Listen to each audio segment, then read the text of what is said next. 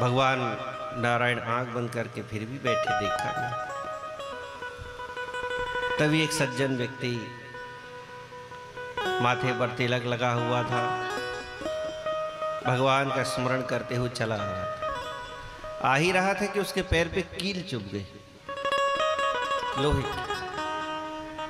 तड़प गया, जैसे तैसे वो कील को निकाला, खून का फव्वारा चला, बंद किया, अपना गमछा बांध करके भगवान का धन्यवाद देते हुए आगे बढ़े।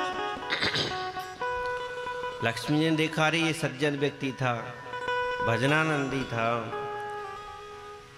कील चुभ गई, पैर में खून निकल आया, फिर भी भगवान को धन्यवाद देते हुए चल गया। भगवान की आंखें फिर भी दौड़कर लक्ष्मी जी गई, ये क्या कर रहे हो आप? अभी अभी एक शराबी गया है, बस पत्थर पे ठोकर खा गया, उसे तो सोने की मोहरें दे दी बहुत सारी, और ये सज्जन व्यक्ति आपका स्मरण करता हुआ, भजन करता हुआ आ रहा था, कील चुभ हो दी आपने उसको। भगवान बोले, मैं किसी के कर्म में बाधा नहीं डालता, ये सारा संसार कर्म के अधीन है, मैं तो हिसाब किताब बस रखता हूं, किसने कितना किया, किसको कितना देना। तो शराबी वो पापी था, फिर भी आपने सोने की मोहरें दी।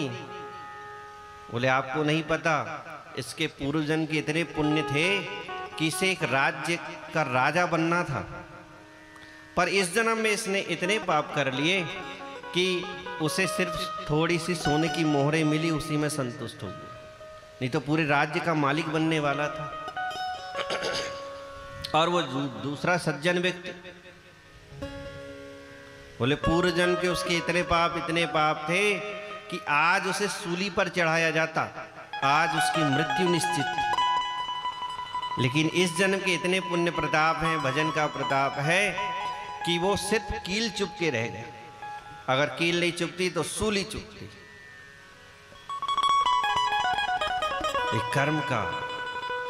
कर्म में मैं बाधा नहीं डालता।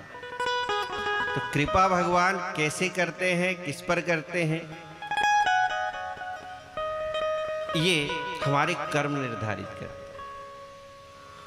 कभी कभार अगर कोई विपदा आ जाए, आपके जीवन में भी धोखे से कोई कांटा चुभ जाए, तो समझ लेना बड़ी घटना छोटी में निपट गई।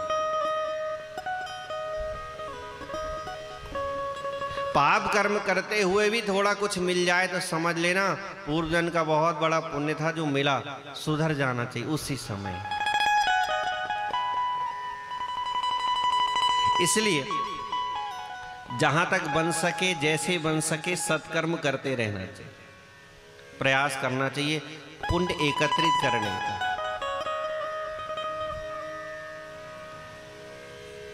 विदुर विदुरानी भगवान का भजन करते थे,